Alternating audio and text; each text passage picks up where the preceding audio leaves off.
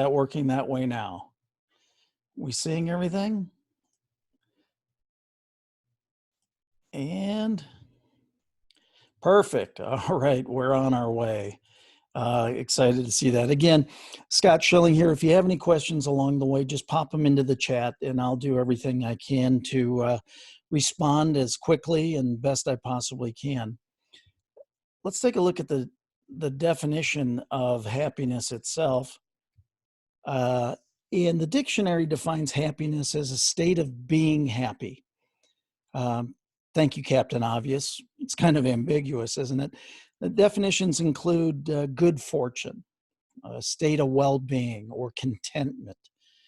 There's a pretty good training manual that says you learn to be content with all that happens. A pleasurable or satisfying experience. Still, none of these really explain what happiness is. I think in the field of psychology describes happiness as an experience of frequent positive emotions, such as joy or interest, pride, and quite frankly, infrequent negative emotions, such as sadness or anxiety or anger. I think that's getting a little closer to what everything is. Excuse me. To get a little more specific, consider this definition. Happiness is the appreciation of life, moments of pleasure.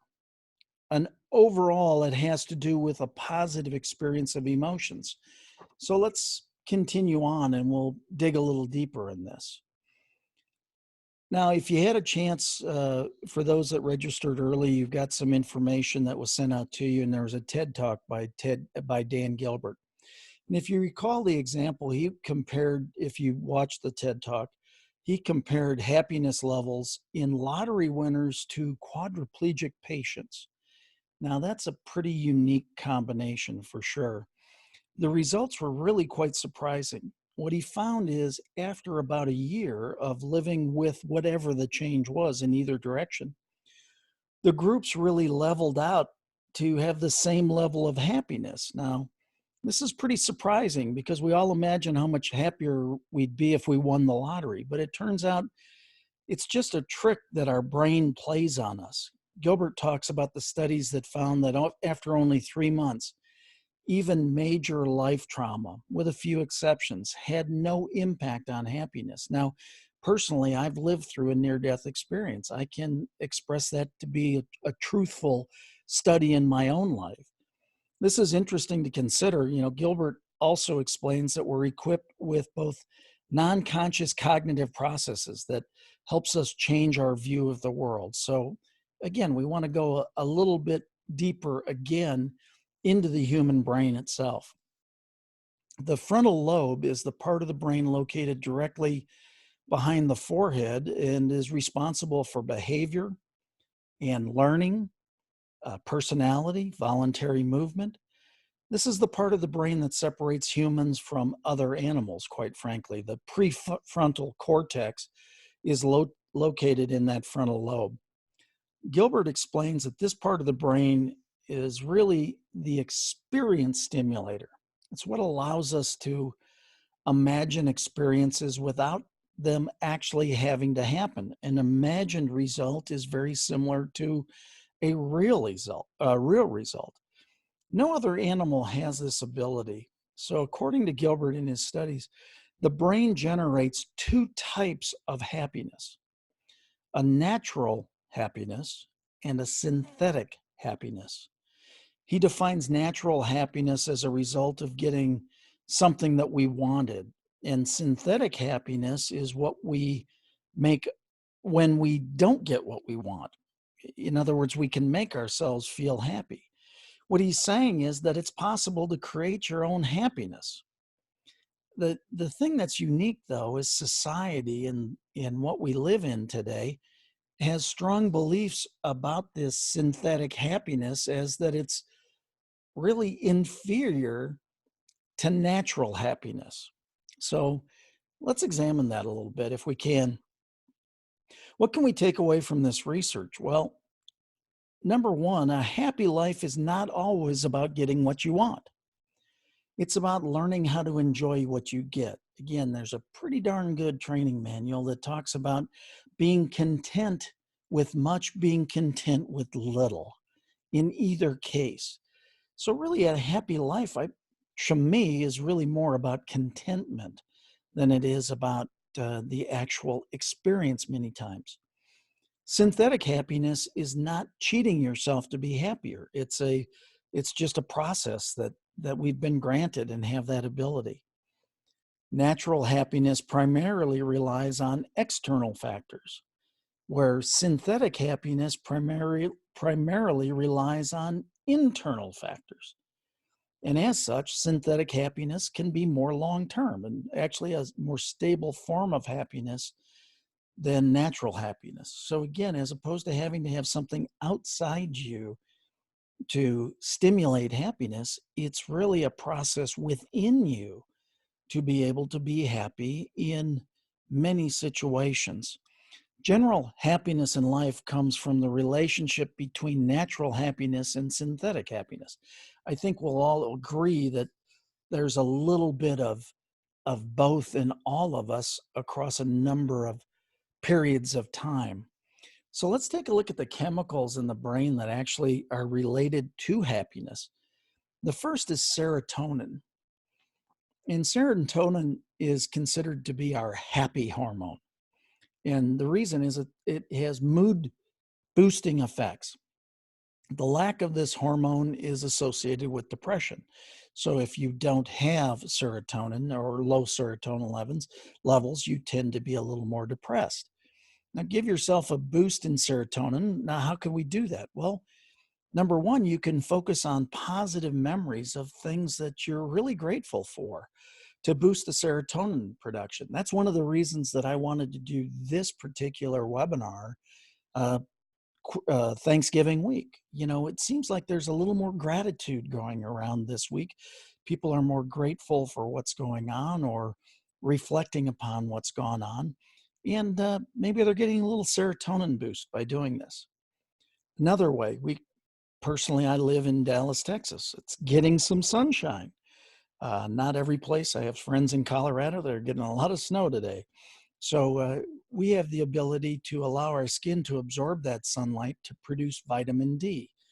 Well, that in turn helps produce serotonin levels. Three, how about participating in low intensity exercises, such as going for a walk? That actually helps release serotonin in our systems. So that's a little bit of the mood boosting effects of our happy hormone. Well, dopamine is called our pleasure hormone. It increases our drive to accomplish our goals and strive for success so we can create experiences of pleasure of the reward itself. You can give yourself a boost of dopamine by setting specific measurable goals and then achieving them. So that's pretty exciting. The fact is, we can be as simple as making your bed in the morning. You actually get a little dopamine rush. If you study social media at all, you'll find that one of the things when people like a post, it creates a little dopamine rush from that side. Secondly, we can exercise. Dopamine levels rise with serotonin during exercise. So that's also a great possibility. And then the third real brain chemical is oxytocin. And that's our love hormone. And that's released upon physical contact. From childbirth to a hug, oxytocin is providing feelings of love and trust. So, how can you give yourself a boost of oxytocin? Well, go get a massage. Prolonged physical contact releases oxytocin. Hugging and cuddling loved ones also. Um, it's one of the things when I'm speaking to a large audience, invariably at some time I'll say something silly like, well, I'm a hugger. So afterwards, come on, give me a hug. Again, it's that pleasure that comes from that. So let's think about some words of wisdom here. The Ancient Greeks defined happiness as the joy that we feel when we're striving after our potential. Aristotle said happiness is a state of activity. When asked about the requirements for happiness, Eleanor Roosevelt responded, a feeling that you have been honest with yourself and those around you, a feeling that you have done your best, that you both could in your personal and your professional life, and the ability to love others. Michael J. Fox said, my happiness grows in direct proportion to my acceptance and in inverse proportion to my expectations. So I guess I'd have to ask you real quickly, what are some of your expectations when we talk about um, happiness? How do you define happiness? If you want to pop them into the chat, that would be awesome.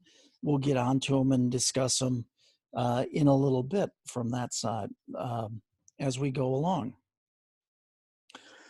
Excuse me. Sorry. So, what does 75 years of research tell us? Well, a director of a Harvard study on adult development, Robert Waldinger, shares findings from an ongoing study regarding happiness. The study is 75 years in the making, started in 1938 with a group of Harvard College students. The study has evolved into include far more participants, and about every 2 years, a research group conducts interviews, obtains medical records, really completes brain scans. Waldinger states that the clearest message that we can get from a 75-year study is this: good relationships keep us happier and healthier, period. Let me repeat that. That's pretty simple, isn't it? Good relationships keep us happier and healthier. It's interesting, a little sidebar today. I was talking to a friend and we were talking about emotional intelligence and how important it is. And I said, as a sales professional and somebody who's presented at 2,500 live events, the the bottom line for me has always been developing relationships. Isn't it amazing that when we study the science behind happiness, we find that it's really about relationships? Three main lessons are learned from the study about these relationships. First, the more socially connected someone is to their family, their friends, and their community, the healthier and happier they are. Let that sink in a little bit. The more socially connected we are, that's why we have such a great opportunity, in my opinion, with social media today. I expressed from stage not long ago that I was about to go to a high school reunion, and 2.5 years prior to the high school reunion, somebody actually posted our eighth grade football picture, and people started to tag their names. Well, as the names got tagged, then all of a sudden somebody put the ninth grade picture up, and then more, and then more, and then more. And by the time we got to the reunion, we had, I think, 267 people that were all connected in this group socially on social media. People who are isolated suffer from poorer health and are just less happy. So, again, as human beings, we're social beings. It would make sense that the more social we become and the more social interaction we have, probably the happier and the healthier we're going to be. Secondly, they came up and said, someone can be in a crowd and still be lonely. Therefore, the number of friends someone has doesn't indicate the level of happiness, but having close connections is what tends to give them that level of happiness. So again, it isn't that you have to know everybody and anybody, but if you in fact know more or have some very close friends, it can give you that cessation of that happiness that's there. And the final lesson learned was that meaningful relationships don't just protect our body, they protect our brains as well. I think you see this. I had a conversation this morning with a friend who's mother-in-law is suffering Alzheimer's. And I think part of that became part of the separation. He was describing their family dynamic and what happened. And again, it's not in this particular study, but it would be common sense to me that the more that we stay socially active, the more connected we are, the more, quite frankly, alive we are in all of this. The study found that when the participants had others to lean on and continually developed close relationships, these individuals experienced more overall happiness. I think we can all relate to that, quite frankly. I think when you have folks to hang around and be around and share the good, the bad, the ugly, quite frankly, I think we all have those opportunities to be happier. So we know that that there's an importance to having good relationships to be happy. So how do you develop and sustain good relationships? Again, as a sales trainer, I teach this a lot in the training side of my work, that in the coaching side is it's really about the strength of your relationships and how you nurture those relationships. This can be as simple as replacing screen time with face-to-face time. Now, we have a beautiful opportunity with technology, just like we have with this Zoom platform right here, that we can disseminate information. But I still think it's very important that we spend that face time with people you care about or that you're working to cultivate a relationship with. I think one of the biggest differences, I'm a boomer. That means I'm more mature. That's code word for older, been around for a while. And the only way that we could create relationships was face to face. We didn't have cell phones. We didn't have the communication devices. So that's what we learned to do. I think we're seeing a difference in our society today because of how people are using their screen time. Quite frankly, there are a lot of, I've got a friend who, a millennial friend, that doesn't see their phone as a phone whatsoever. They see it as a texting device or a data device almost completely. They also don't have a lot of social interactions. I wonder if there's a reason behind that. You can liven up relationships by doing something together and something new together with folks. Reestablish a date night with a spouse or a significant other. Start to play a weekly game night with a group of friends, or reach out to family members who you've lost touch with. Again, one of the beauties of technology is that we can stay so connected. Try joining groups of like-minded individuals. You know, there's websites like Meetup that really have every kind of niched networking group available to you for meeting new people and really developing some opportunity there. You know, maybe you want to join a group. We've got a large indoor mall that it's a mile around the inside of the mall. There's a walking group there. You can learn some new skills, whatever you might be interested in, some type of subject, or find something that makes your heart go pitter pat. I'm a strong believer that you've got to do things that excite you along the way.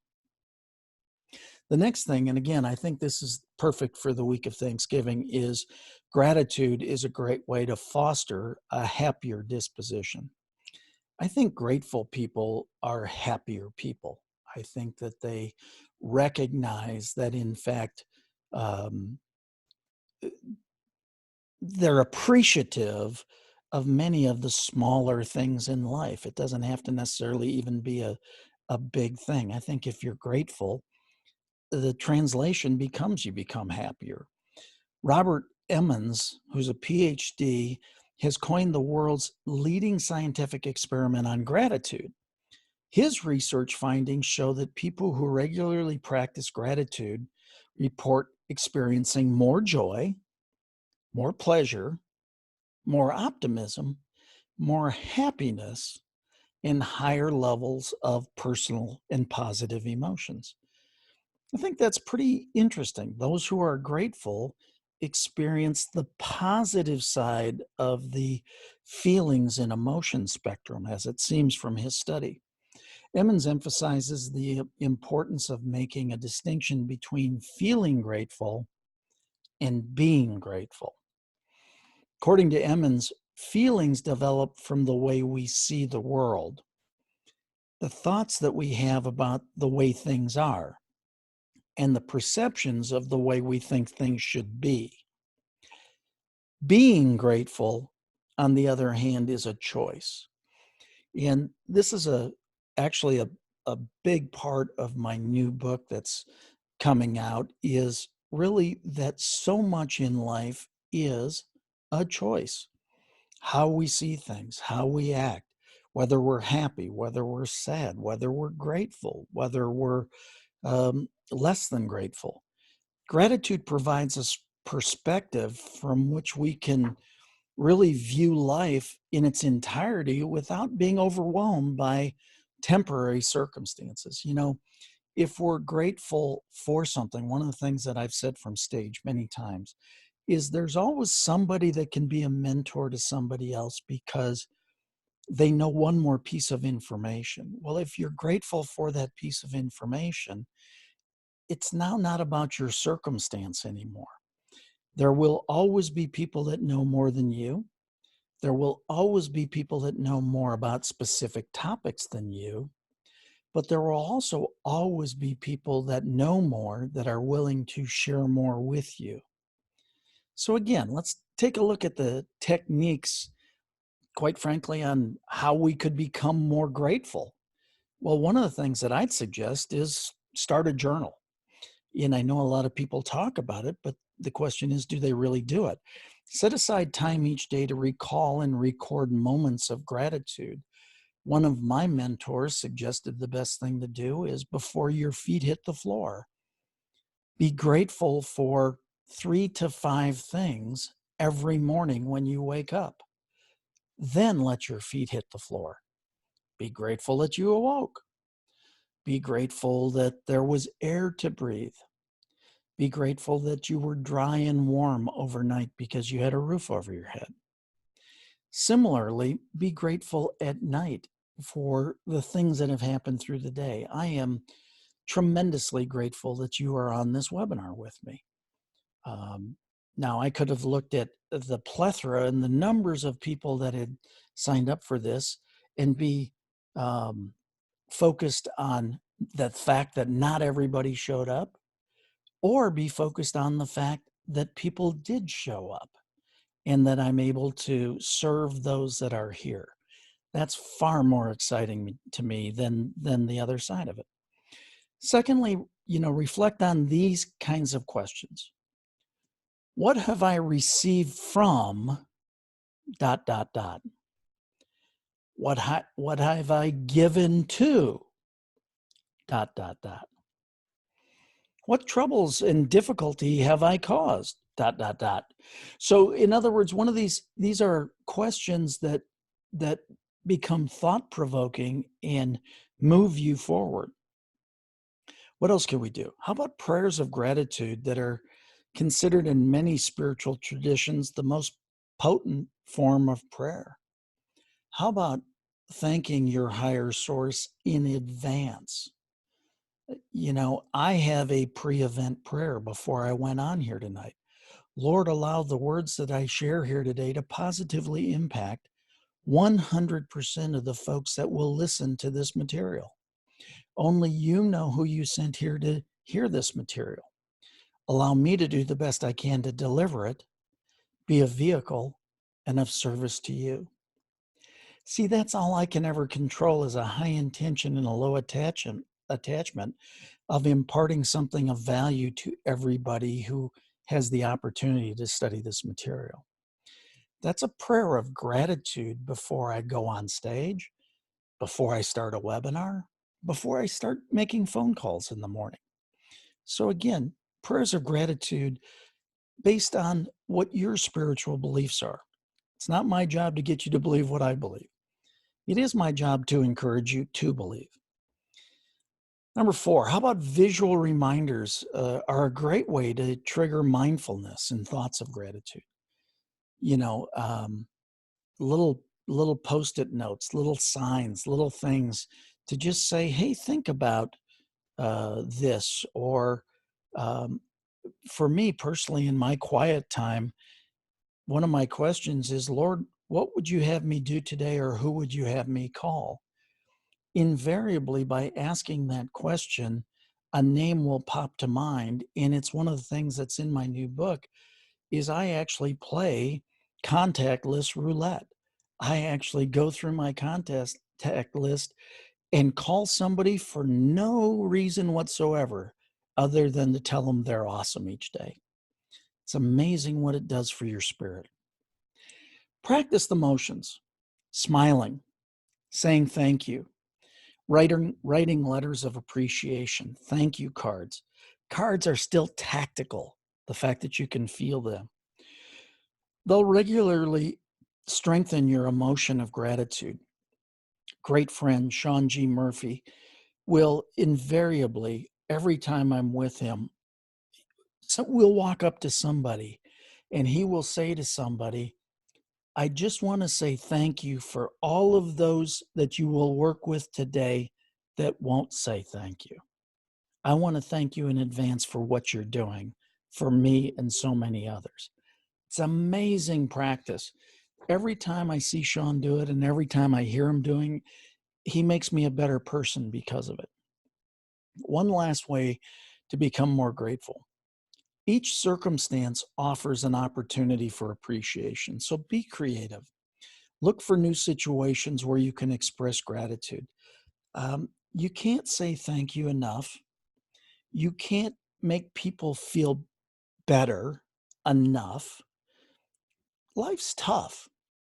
There's good, there's bad, there's ugly. Doesn't take much. One of the things that I suggest to my audiences many times from stage is, how about simply smiling at people? By a show of hands, how many of you know how to smile? I'll say good, because I hadn't seen many, and everybody laughs. Well, the whole idea is every time you smile, you positively impact two lives, yours and theirs. It's a great way to become more grateful. Let's look at mindfulness a little bit. Now, it's defined as the mental state achieved by focusing one's awareness on the present moment, while calmly acknowledging and accepting one's feelings, thoughts, and bodily sensations, used as the therapeutic technique. So, mindfulness is just really getting quiet and recognizing who you are, what you're feeling, acknowledge it, good, bad, or indifferent. Ultimately, mindfulness is the focus on the here and now. There's the past, there's the future, there's the present. The fact of the matter is, most people spend the vast majority of their lives in either the past or the future. They just aren't present. Mindfulness is really the focus on being here and now. Achieving mindfulness is not easy necessarily. It takes some practice, but the point is, everybody can accomplish it. Research has shown that those who practice mindfulness regularly are happier, and their thoughts are not consumed by the thoughts of fear or something yet to come, which may be controlling their future situations or analyzing circumstances that have passed. So, as I said, so many people spend so much time either in the future or in the past. They just aren't here. Mindfulness teaches you the ability to center yourself and develop your inner resources. Now, when you do that, that's what deepens happiness. So, mindfulness can lead to happiness by ending the loop of negative thoughts. I was fortunate enough to know Zig Ziglar, and, you know, Zig said, you know, thinking positively will always outperform thinking negatively. You know, it, why would you want to spend any time in negative thoughts? I just don't. For me, that is just not a place I ever want to be. So I try to bounce out of that as quickly as possible. Helping you better connect with others, deepening your inner contentment, enhancing the experience of gratitude. So mindfulness really helps you get to gratitude in a variety of different ways. So let's look at a few mindfulness techniques. Mindfulness doesn't happen automatically, but with a little practice, and you know, you can retrain your brain. So try this exercise to get you started. It's a five senses exercise. The goal of mindfulness is to focus on the current moment. This exercise will help you get you started. So notice five things that you can see. Try focusing on something that you don't normally notice. Might be a shadow, it might be a leaf blowing outside, it could be a variety of different stimuli. Try focusing on something you don't normally focus on. Notice four things that you can feel. Bring awareness to things that you currently feel. The texture of your clothing. Maybe it's a breeze. It's a fan blowing on you. It's the rush of water past you. Things like that. Notice three things that you can hear. Listen and mentally note three things you can hear. Now, what could it be? It could be a bird chirping. Could be the hum of your refrigerator. It could be the hard drive scratching on your computer. Um, if you're in our household, we've got a butler that's got a crow on its sleeve that when you walk close enough to it, goes off automatically and cries, "Nevermore, nevermore." So again, it could be a variety of different things. Notice two things you can smell. Try to identify smells that you wouldn't normally notice. We've had some very unique weather here in Dallas in the last day or two. We've gone from air conditioning needing to be on to heaters needing to be on. Well, that smell when a heater comes on and all of a sudden you have that smell of the furnace kicking in when you haven't noticed that in quite a while. Well, we had that uh, earlier today. Notice one thing you can taste. Could be a sip of water, could be a piece of gum, some kind of food, a variety of different things.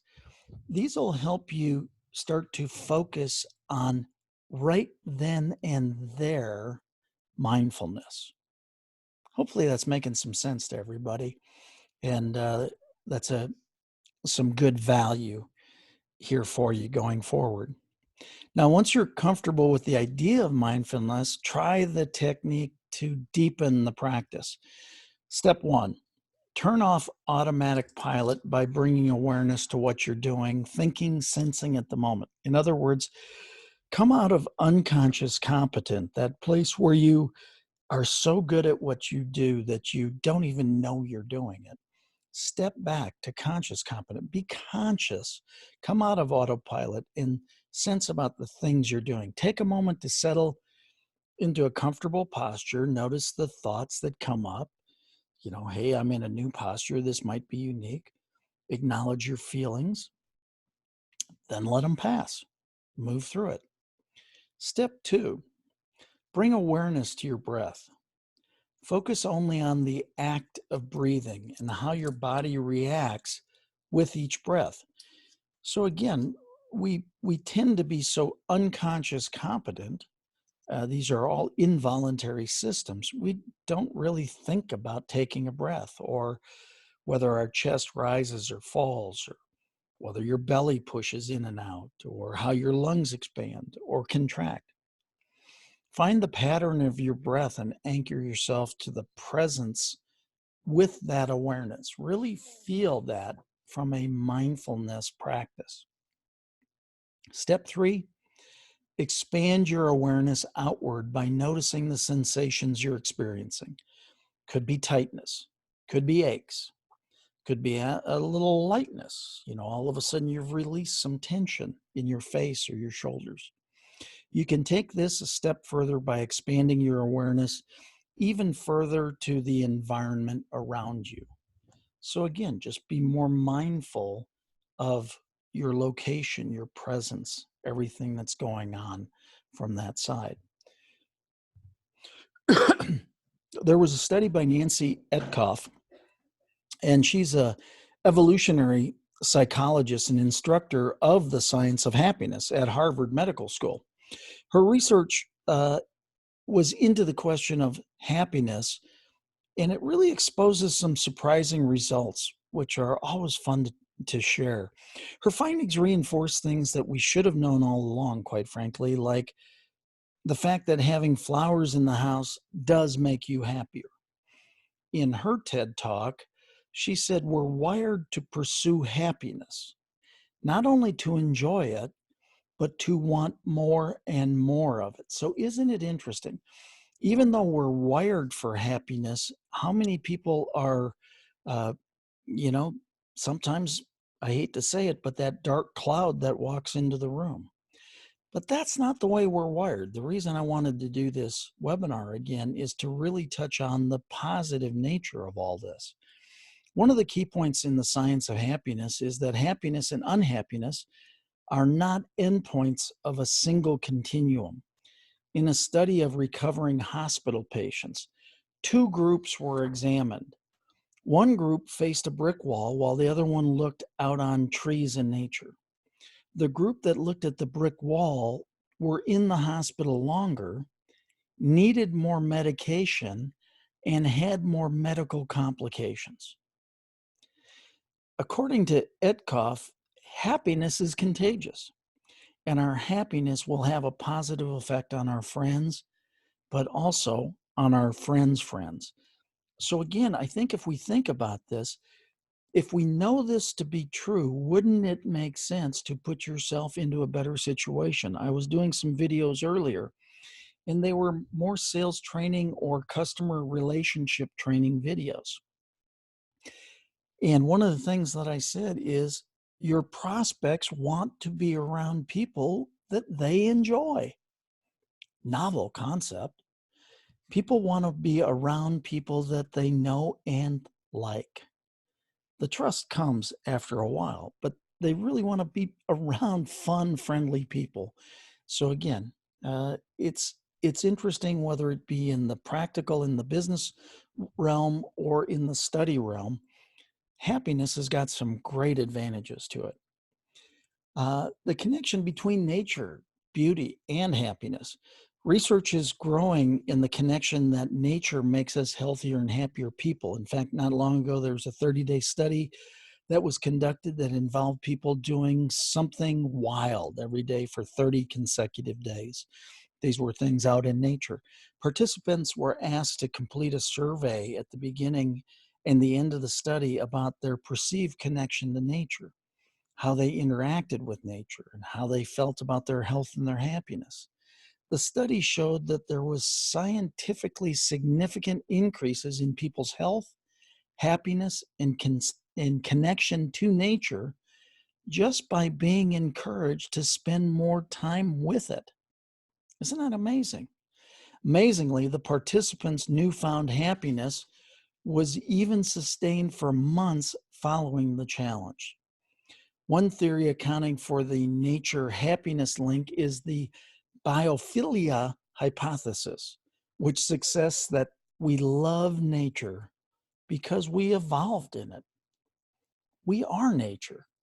So again, it makes sense. I've got friends who live in Colorado and, uh, the mountains and the peace. It's interesting, their sense of peace, uh, being around the mountains is tremendously greater than other people I observe who are not living in those kinds of setting. I know my happy place is to be down in the British Virgin Islands, the beautiful teal waters and the uninhabited islands and whatever. And all of a sudden you get into that, like I said, I called it my happy place. We all have that. The question is, do we go there often enough? My guess is probably not. So why does nature make us happy? Nature teaches us that there's, quite frankly, nothing wrong with us. In fact, studies show that people's body image improves by focusing on nature. The diversity found in nature reinforces the beauty of being different. Time slows down, urgency and deadlines melt away. ecosystems embody harmony and balance. We've been designed to be at equilibrium, to be perfect. If we're not, it's physical, chemical, or emotional stress. I've been teaching this in the holistic disciplines for years. Quietly witnessing this balance and harmony renews our appreciation. Nature calls you back to reality, allowing you to surrender comfort and control, and really reinforces acceptance of everything around you, who you are, what's going on. As we remove the chaotic noises of society and replace them with the sounds of nature, we actually become calmer. And that nature actually provides that sense of awe. If you have been fortunate enough to visit some of the most beautiful places on the planet, it's amazing how beautiful nature is and how at peace you become.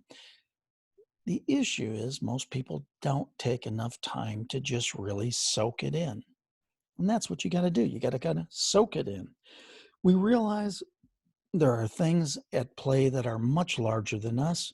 So I'm hoping all of you have something to add about, what in nature makes you happy. Again, I'd encourage you to put it into the chat. If you've got a happy place, if you've got something like that, go ahead and put it in. We'll discuss it at the end.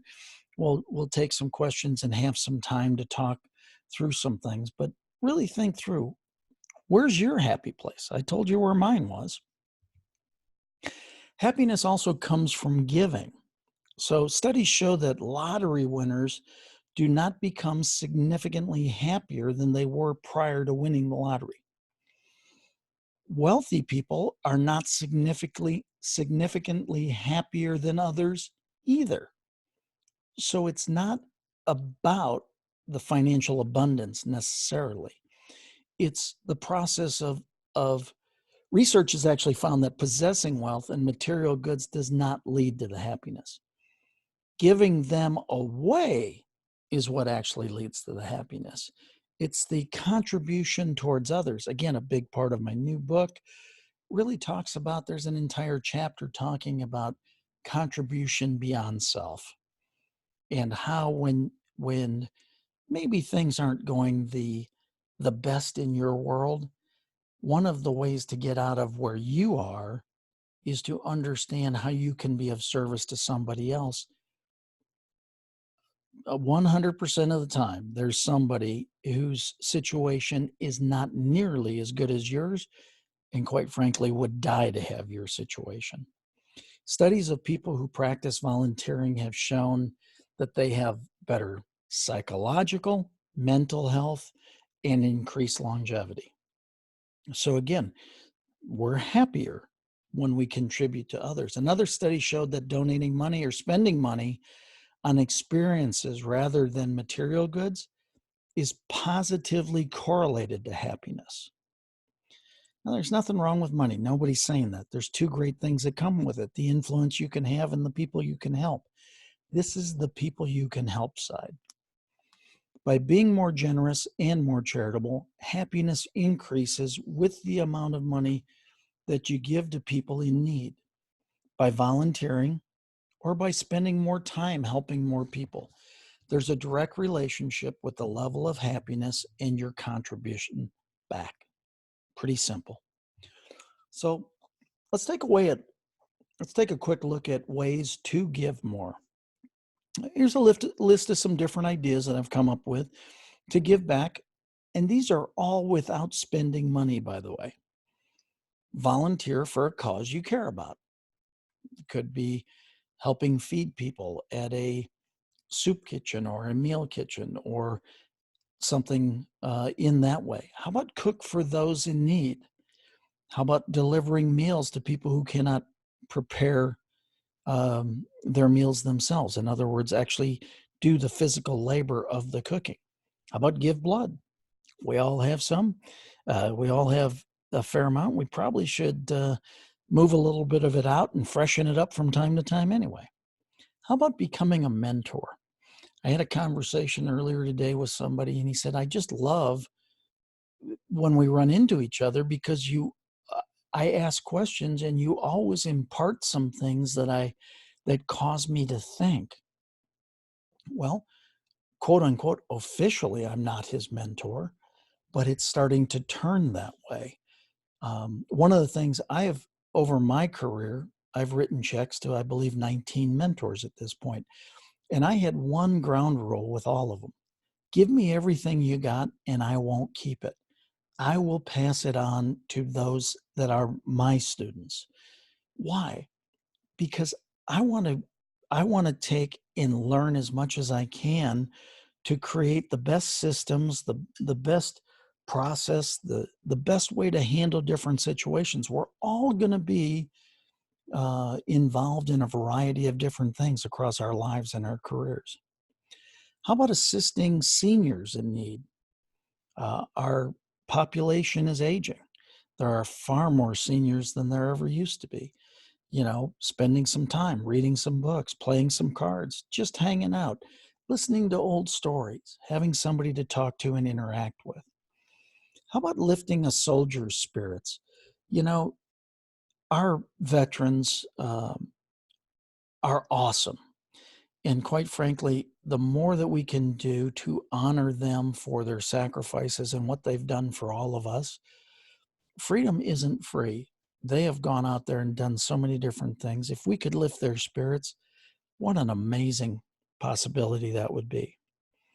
How about build a house? Help build a house, Habitat for Humanity, something like that. Or share your skills. You might have some skills that somebody need to help build some things up. How about pick up trash? Along the highways, you see Rotary clubs and Kiwanis clubs and a variety of people that adopt a portion of highway to pick up trash. There's so many different things that are there. Again, I would think that you all have some great ideas to add. Go ahead and throw them up in the chat. We'll talk about those here in a little bit as well. How about some final tips? I appreciate your time, and this is now winding down. There's some proven techniques to cultivate more happiness. You might want to take out a pad of paper and write these down, because this is truly a list that you can go back to and review at some other time, or you'll be getting a link to be able to access this webinar after the fact. You may want to repeat this section of it. Number one, savor the moment. Life is precious. Nobody's guaranteed the next minute, the next day, the next whatever. I've already been through a near-death experience. I'm an overachiever. I lived. I'm very happy with that, because it's given me the opportunity to now do more and give back and do some variety of different things. I savor a lot more moments than I ever did in the past. Secondly, take control of your time. There's no such thing as time management. It doesn't exist. The only thing that there is priority management, and prioritize along with the time it takes to accomplish that task. The third one is act happy. Man, I got a buddy I see just about every morning. He has always got a new joke of the day. Are they good jokes? I did not say they're good jokes, but he's got a new joke every day. He's just happy. How about both exercise and make time for sleep? Sleep is one of the greatest things that we can do to allow our body to refresh itself. It's going to refresh us physically, it's going to refresh us mentally, and exercise allows ourselves to put a little strain on the body to build it stronger and better over time. Quite frankly, a little exercise will help you sleep a little bit better as well. Number 5, give time and attention to close relationships. We're in such a me, me, me, now, now, now society. There's far too little time invested in other people. People want the deal now. They don't necessarily want to do what it takes to get the deal now. That's what we've lost, in my opinion. Again, give time, give attention, give your knowledge. close relationship, there's a reason it's called close. Make it close. Number 6, be mindful. Again, slow down a little bit, take things in, really learn to appreciate what you're doing, have the fun that you want to have. Number 7, express gratitude. We've already talked about that. Gratitude is huge, and um, just be grateful. Again, we live in such an amazing country, and we can talk about, you know, this and that, and the tugs and the pulls, and all the things that are going on. That all being said, we live in the most amazing country on the planet, and we should be so grateful for what we have, no matter where you are. If you've got a lot, you should be grateful that you have a lot. If you've got little, you should be grateful that you have the opportunity to grow to have a lot. Everything in between. Again, gratitude is an amazing thing. And number 8 is give more. Just give. If you have the opportunity to contribute, I would encourage you to contribute. I would go ahead and do it. So I want to look at one final quote, and that quote is, "The key to happiness is knowing you have the power to choose what to accept and what to let go."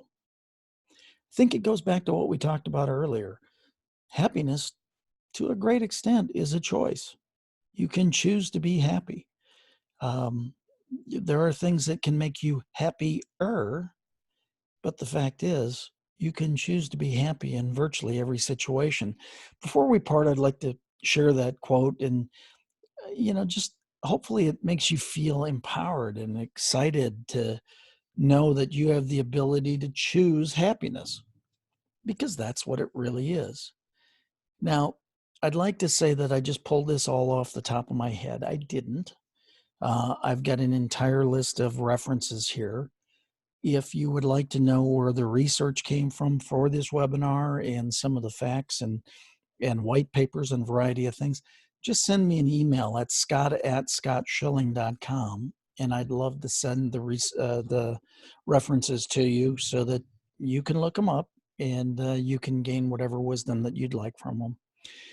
The other thing I'd like to let you know about is about my new book coming out. And um, just a quick word on the release of the new book. It's That Sucks, What Now? Real World Solutions for Getting Through What You're Going Through.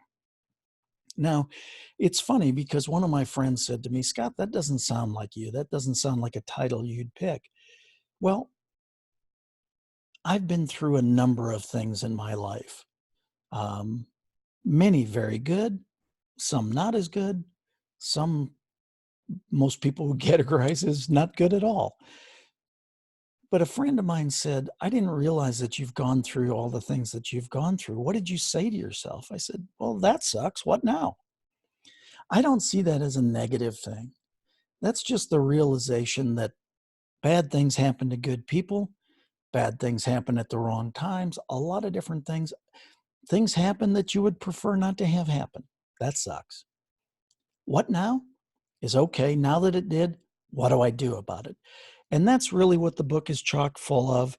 TSWN is full of success secrets I've revealed over my career, strategies, techniques, tips, really designed to help you and me move from where you are to where you want to be. So I'm really serious about improving your life path, your career path, your business path. And so one of the things that I want to do is I want to help share the hope for the holidays. I want to get as many of these books out. They'll be available before Christmas. They're at the publisher now as in final print and review.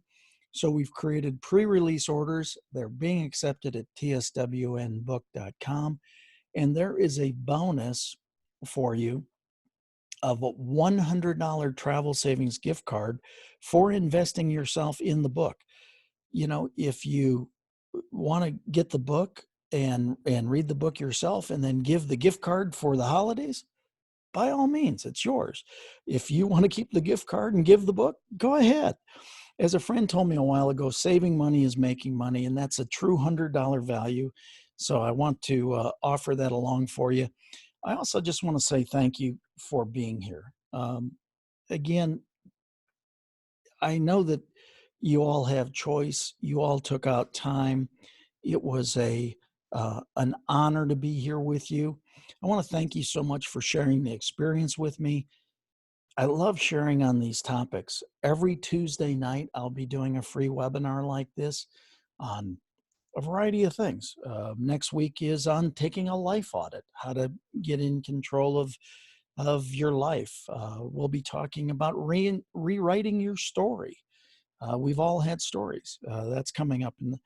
But every Tuesday night, 7 p.m. Central Time, I'll be doing one of these. I love sharing these topics.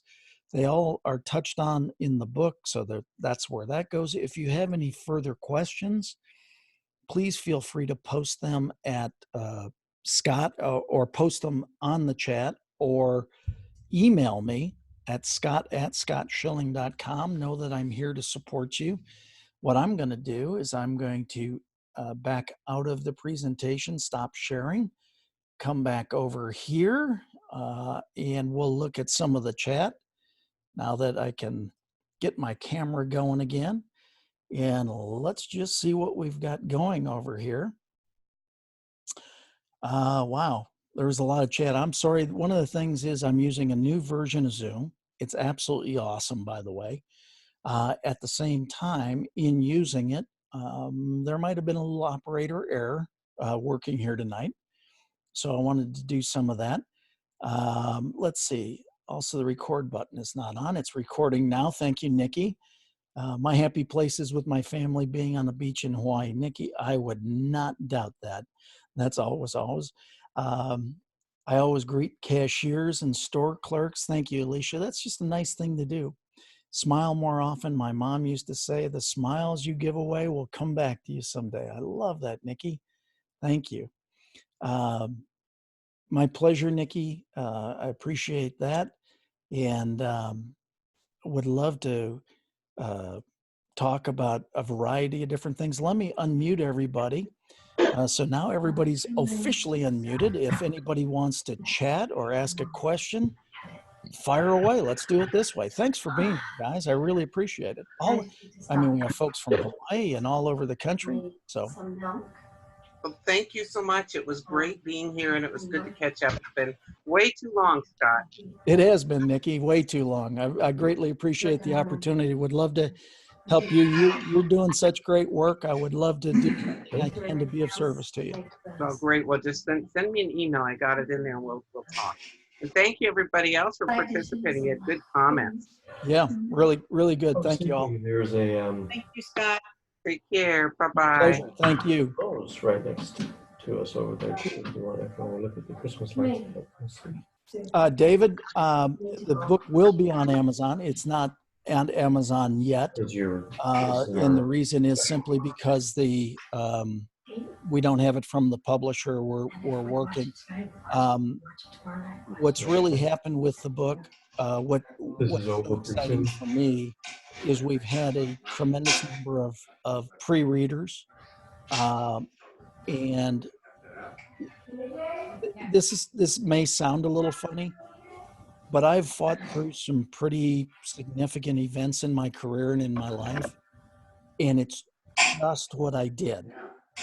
In other words, I didn't necessarily look at it as so unique or so outstanding. And now that people have read the book, they're like, oh my God, we would have never thought of doing that. We would never have taken that path. We would never have ... And so it's really intriguing to me. And so we're really making sure this book is buckled up and great. But they will be available and deliverable before Christmas so that they can come as gifts. I would encourage you to go to the site and look. Jack Canfield wrote the foreword. It's other than the Bible, he sold more books than anybody else on the planet. So I'm very honored to have that. Any other questions or thoughts or comments from anybody? Well, I just want to say thank you for everybody joining tonight. And like I said, there will be, I've recorded this. I will make the link available to you, so please feel free to share it. With that, I'll just say, hey, if you'd like, we'll see you next Tuesday at 7 o'clock. God bless. Have a great week. Bye-bye, all. Thank you. Thank you.